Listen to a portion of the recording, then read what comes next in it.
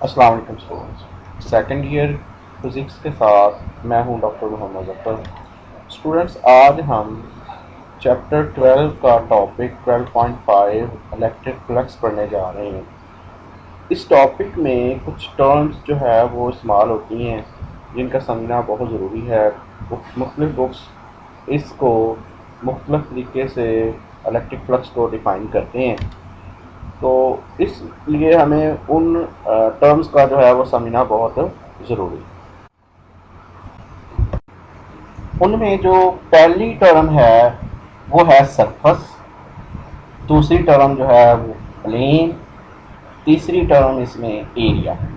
तो ये surface, plane या एरिया, ये एक ही चीज़ के तीन डिफरेंट नेम्स हैं। और इसमें जो चौथी थिंग है वो है वेक्टर एरिया। तो जो वेक्टर एरिया है ये परपेंडिकुलर होता है सरफस के, प्लेन के या एरिया की। हम चाहे सरफस कहें लफज, या प्लेन कहें या एरिया कहें, तो उसके जो परपेंडिकुलर डायरेक्शन होगी वो वेक्टर एरिया की डायरेक्शन होगी। अब ये है कि हमने वेक्टर एरिया कंसीडर क्यों करना है। तो जब भी किसी फिजिकल क्वांटिटी की जो वैल्यू है वो डायरेक्शन डिपेंडेंट हो जाए, कि एक डायरेक्शन में फिजिकल क्वांटिटी की वैल्यू और है, दूसरी डायरेक्शन में फिजिकल क्वांटिटी की वैल्यू और है, थर्ड में और है, उस वक्त हम जो है वो वेक्टर एरिया का कंसेप्ट जो है वो इस्तेमाल करते हैं। अब इसमें एक इम्पॉर्टेंट चीज़ है, usually the element of area is represented by a vector area A, कि एक एलिमेंट ऑफ एरिया को हम वेक्टर एरिया से रिप्रेजेंट करते हैं।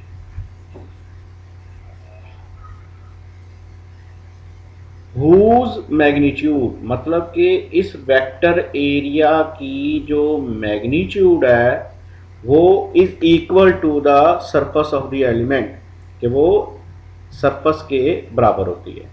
And whose direction is along the normal to the area, और उसकी डायरेक्शन जो है वो नॉर्मल के अलोंग होती है। अब इसको मैं थोड़ा सा अलग से स्पेसिफाई करता हूँ कि magnitude of vector area is equal to area, कि इस एरिया वेक्टर की जो मैग्नीट्यूड है वो एरिया के बराबर होती है, और डायरेक्शन ऑफ एरिया वेक्टर जो है वो नॉर्मल टू एरिया होगी।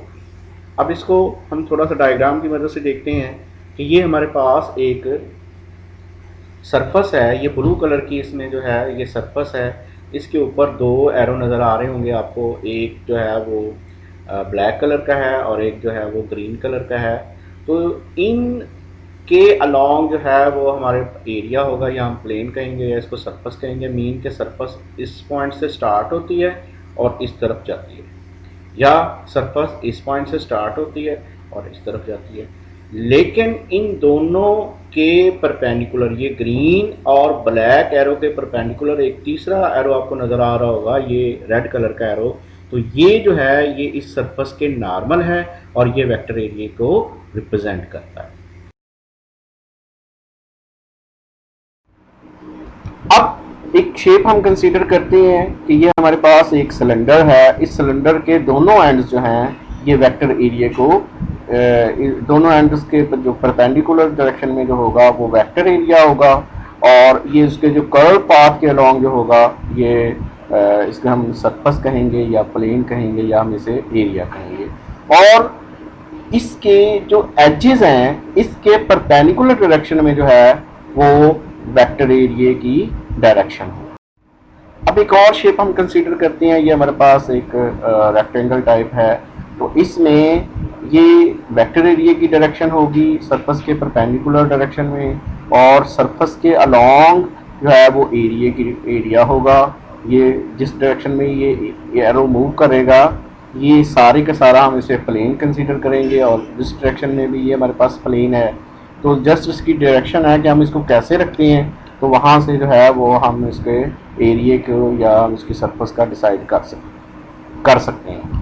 अब ये एक और शेप है हमारे पास, ये स्क्वायर क्यूब की शक्ल में है। तो इसके आपको पता है कि क्यूब के 8 साइड्स होती हैं, तो इसमें ये एक टॉप साइड जिस पे मैंने एक एरो जो है वो ब्लैक कलर का एरो जो है वो अपवर्ड डायरेक्शन में जो है वो ड्रा किया है। तो ये हमारे पास अपवर्ड डायरेक्शन में ये एरो है, और ये हमारे पास हम कहते हैं कि ये वेक्टर एरिया की डायरेक्शन है। तो इसके ऊपर मैं एक थोड़ा सा कलर इसको करता हूँ। तो ये येलो एरो जो है ये उसकी वेक्टर एरिया को रिप्रेजेंट करेगा, और ये जो ब्लू एरो की जो डायरेक्शंस हैं ये इसकी सरफेस को डिस्क्राइब करेंगी। ये हमारे पास जो है ये वाला जो है ये इस हम इस डायरेक्शन में जाएं तो भी हम एरिया कहेंगे इसको, या प्लेन कहेंगे, या हम इसको सरफेस कहेंगे, या इस डायरेक्शन में जाएं तो फिर भी जो है वो एरिया कहेंगे, प्लेन कहेंगे, या सरफेस कहेंगे। अब ये एक और शेप कंसीडर की हुई है। तो इसमें ये जो ब्लू कलर का कर्व जो है वो एरो है, तो ये इसकी सरफेस को रिप्रेजेंट कर रहा है, और इसकी टॉप के ऊपर जो है वो परपेंडिकुलर जो ड्रॉ किया हुआ है ये वेक्टर एरिया को रिप्रेजेंट कर रहा है, और ये जो ग्रीन कलर की जो एरो की डायरेक्शन है ये इसकी सरफेस को, प्लेन को, या उसके एरिया को रिप्रेजेंट करेगी। अब हम जो है वो अपने टॉपिक की तरफ आते हैं, इलेक्ट्रिक फ्लक्स। तो इलेक्ट्रिक फ्लक्स को डिफाइन करते हैं। तो the number of electric field lines passing through a certain element of area is known as electric flux. किसी भी सरफेस में से, किसी भी एरिया में से इलेक्ट्रिक फील्ड ऑफ लाइन जो पास होती हैं उसे हम क्या कहते हैं, इलेक्ट्रिक फ्लक्स कहते हैं। अब अगर वो इलेक्ट्रिक लाइंस ऑफ फोर्स कम पास हो रही हैं तो इलेक्ट्रिक फ्लक्स कम होगी, और अगर वो ज़्यादा पास हो रही हैं तो वो फ्लक्स जो है वो ज़्यादा होगी। इसको हम ग्रीक लेटर फाई ऑफ ई से रिप्रेजेंट करते हैं। फाई का मतलब फ्लक्स, और ई से मुराद हम लेंगे इलेक्ट्रिक, तो टोटल हम इसको पढ़ेंगे इलेक्ट्रिक फ्लक्स। तो ये इसका मतलब क्या होता है फ्लक्स का मतलब होता है टू फ्लो। दिस में भी फ्लो ऑफ एयर, ये एयर का फ्लो हो सकता है, वाटर का फ्लो हो सकता है, इलेक्ट्रिक फ्लो फील्ड का फ्लो हो सकता है, मैग्नेटिक फील्ड का फ्लो हो सकता है। तो क्योंकि इस टॉपिक में हमने इलेक्ट्रिक फील्ड का फ्लो देखना है तो इस वजह से हम इसको इलेक्ट्रिक फ्लक्स कहेंगे। मैथमेटिकली इसको हम लिख सकते हैं phi of E is equal to E dot A. इसमें ई जो है वो इलेक्ट्रिक फील्ड है और ई जो है वो वेक्टर एरिया है, और E multiply by A, E जो है वो फोर्स पर चार्ज होता है, और multiply by a force, F जो है वो फोर्स है, क्यू जो है वो चार्ज है, ई जो है वो एरिया है। तो अब अगर हम इसके यूनिट की तरफ जाएं तो फोर्स के यूनिट न्यूटन होते हैं, चार्ज के यूनिट कॉलम होते हैं, और एरिया के यूनिट मीटर स्क्वायर होते हैं। तो हम कंबाइन करके लिखेंगे तो इसके यूनिट आ जाएंगे newton metre square over coulomb. तो जैसा कि ये डॉट प्रोडक्ट इसमें लिखा गया है, तो ये एक स्केलर क्वांटिटी है फाई जो है, और ये स्केलर प्रोडक्ट होता है। To understand the concept of electric flux we consider the following example. Consider करते हैं, हम कहते हैं कि ये एक रीजन है और उस रीजन के अंदर ये इलेक्ट्रिक फील्ड है। ये इलेक्ट्रिक फील्ड जो है वो डिफरेंट डायरेक्शन में मूव कर रहा है। एक जो है वो राइट की तरफ जा रहा है, दूसरा जो है वो स्ट्रेट लाइन में मूव कर रहा है, और तीसरी जो है इलेक्ट्रिक फील्ड जो है वो लेफ्ट की तरफ जा रहा है।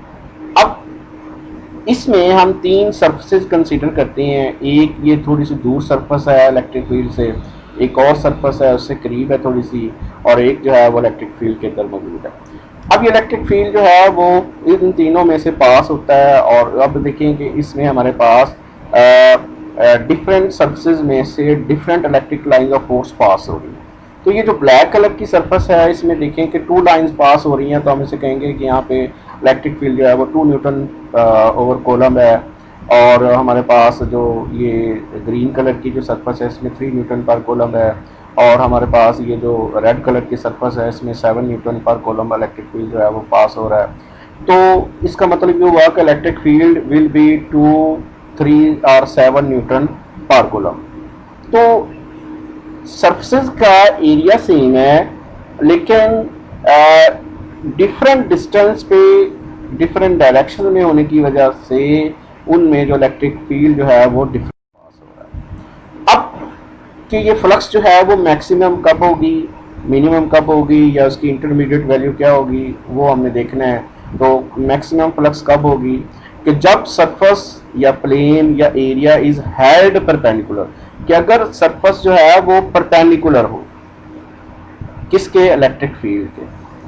हमने बात की है सरफेस, प्लेन या एरिया की, कि जब ये तीन चीजें होंगी तो उस वक्त इलेक्ट्रिक फील्ड के अगर ये परपेंडिकुलर है तो फ्लक्स मैक्सिमम हो। और दूसरी इसमें चीज क्या है कि अगर एरिया वेक्टर अगर एरिया वेक्टर जो है वो पैरेलल हो जाए इलेक्ट्रिक फील्ड के तो उस वक्त फ्लक्स मैक्सिमम होगी। इसका मतलब यह है कि अगर हम वेक्टर एरिया की बात करेंगे तो वो इलेक्ट्रिक फील्ड के पैरेलल होगा तो फ्लक्स मैक्सिमम होगी, और अगर हम सिर्फ एरिया की बात करेंगे तो अगर वो इलेक्ट्रिक फील्ड के परपेंडिकुलर होगा तो फ्लक्स मैक्सिमम होगी। अब हम इसको डायग्राम की मदद से देखते हैं। तो ये हमारे पास एक सरफेस है और ये सरफेस इलेक्ट्रिक फील्ड के परपेंडिकुलर है, और ये इसमें वेक्टर एरिया की डायरेक्शन है, और ये इलेक्ट्रिक फील्ड है, इलेक्ट्रिक फील्ड की ये डायरेक्शन है। तो इस डायरेक्शन में इलेक्ट्रिक फील्ड मूव कर रहा है, इसमें ये एरिया वेक्टर की डायरेक्शन है और ये इलेक्ट्रिक फील्ड है। तो अब हम अगर इसको वर्ड्स में लिखें तो हम कहेंगे कि एरिया या सरफेस या plane is held perpendicular to electric field, या हम कहेंगे electric field is parallel to vector area. अब हम इसको मैग्नीट्यूड की फॉर्म में लिखते हैं। अब देखिए कि इसमें इलेक्ट्रिक फील्ड जो है उसमें से पास हो रहा है और ये इसमें सरफेस में से पास हो रहा है इलेक्ट्रिक फील्ड। अब हम इसको मैग्नीट्यूड की फॉर्म में लिखें तो flux will be equal to E multiply by area perpendicular. Mean के ए परपेंडिकुलर का मतलब ये है कि एरिया जो है वो इलेक्ट्रिक फील्ड के परपेंडिकुलर है, एरिया इलेक्ट्रिक फील्ड के परपेंडिकुलर है। तो ये जो सिंबल है ये परपेंडिकुलर को रिप्रेजेंट करती है और ये बराबर होगा ई ए के। Area is held perpendicular to field lines. अब हम इसको अगर हम स्केलर प्रोडक्ट की फॉर्म में लिखें तो phi will be equal to E dot A, dot product है तो ये स्केलर प्रोडक्ट हो जाएगा हमारे पास। Phi will be equal to E A cos of theta. अब आपको पता है कि इलेक्ट्रिक फील्ड और एरिया वेक्टर जो है वो एक दूसरे के पैरेलल हैं, तो हम कहेंगे कि so theta is equal to 0 और कॉस 0 इज इक्वल टू 1 होगा। तो फिर हम कहेंगे phi will be equal to E A into 1 और ई ए के बराबर आ जाएगा। तो ये मैक्सिमम फ्लक्स है उस इलेक्ट्रिक फील्ड के लिए जब वो इस एरिया में से, सरफेस एरिया में से या इस सरफेस में से पास। सेकंड केस है मिनिमम फ्लक्स, कि फ्लक्स जो है वो मिनिमम कब होगी। तो इसके लिए हम कहते हैं कि जब सरफेस जो है वो held parallel to electric field line then the flux will be minimum. या हम इसमें ये कहेंगे कि जब जो है वो vector area is perpendicular to electric field, कि वेक्टर एरिया जो है वो इलेक्ट्रिक फील्ड के परपेंडिकुलर हो जाए तो उस वक्त फ्लक्स जो है वो। अब स्टूडेंट्स मिनिमम फ्लक्स के लिए हम एक ये सरफेस कंसीडर करते हैं और इस सरफेस का ये एरिया वेक्टर है और इस सरफेस के ये परपेंडिकुलर डायरेक्शन में है और इसमें ये इलेक्ट्रिक फील्ड लाइंस जो हैं यहाँ पे मौजूद हैं और इन इलेक्ट्रिक फील्ड लाइंस की ये डायरेक्शन है। अब अगर हम इसको वर्ड्स में लिखना चाहें तो हम कहेंगे कि area is held parallel to electric field, कि इलेक्ट्रिक फील्ड के जो है वो पैरेलल है एरिया। अब दूसरे लफ्जों में हम इसको ये भी कह सकते हैं कि electric field is perpendicular to vector area. अब ये इलेक्ट्रिक फील्ड लाइंस मूव करती हैं और सरफेस के ऊपर से पास कर जाती हैं और इस सरफेस में से कोई भी इलेक्ट्रिक फील्ड जो है लाइन जो है वो पास नहीं होती है। ये दोबारा देखें कि इसमें से सरफेस में से नहीं पास होती बल्कि ऊपर से गुजर जाती है। अब आप अगर इसको लिखना चाहें तो हम क्या कहेंगे कि phi is equal to E multiply by A parallel. A parallel का मतलब ये है कि area is held parallel to electric field, area is held parallel to electric field. अब हम अगर इसको डॉट प्रोडक्ट की फॉर्म में लिखना चाहें तो phi will be equal to E dot A. E जो है वो इलेक्ट्रिक फील्ड है और ए जो है एरिया वेक्टर है। तो हम इसको डॉट प्रोडक्ट को हम ओपन करेंगे तो ई ए कॉज ऑफ थीटा के बराबर होगा, क्योंकि इलेक्ट्रिक फील्ड और एरिया वेक्टर जो हैं ये पैरेलल, ये परपेंडिकुलर हैं तो एंगल जो है वो 90 आ जाएगा, कॉज 90 ज़ीरो के बराबर होगा और हमारे पास ये फ्लक्स जो है वो ज़ीरो हो जाएगा। अब हम एक और सरफेस कंसीडर करते हैं। वो सरफेस ना तो इलेक्ट्रिक फील्ड के पैरेलल है ना परपेंडिकुलर है, बल्कि कोई और एंगल बना रही है। तो ये हमारे पास एक सरफेस है और ये सरफेस का ये नॉर्मल है और ये एरिया वेक्टर की डायरेक्शन है और इसमें ये इलेक्ट्रिक फील्ड की डायरेक्शन है और ये इलेक्ट्रिक फील्ड लाइन जो हैं यहाँ पे मौजूद हैं। ये इलेक्ट्रिक फील्ड अब देखें कि इसमें से पास हो रहा है सरफेस में। अब इसको अगर हम मैथमेटिकली लिखना चाहें तो phi will be equal to E dot A. तो ई इलेक्ट्रिक फील्ड है और ए जो है वो वेक्टर एरिया है। इसको ओपन करेंगे तो हमारे पास जो है वो ई ए कॉज ऑफ थीटा के बराबर। अब हम यहाँ से एक कंक्लूड कर सकते हैं कि जो इलेक्ट्रिक फ्लक्स है वो डिपेंड किन चीज़ों पे करती है। तो हमने देखा कि इलेक्ट्रिक फील्ड पे डिपेंड कर रही है इलेक्ट्रिक फ्लक्स, एरिया पे डिपेंड कर रही है और direction, angle between electric field और। Thank you.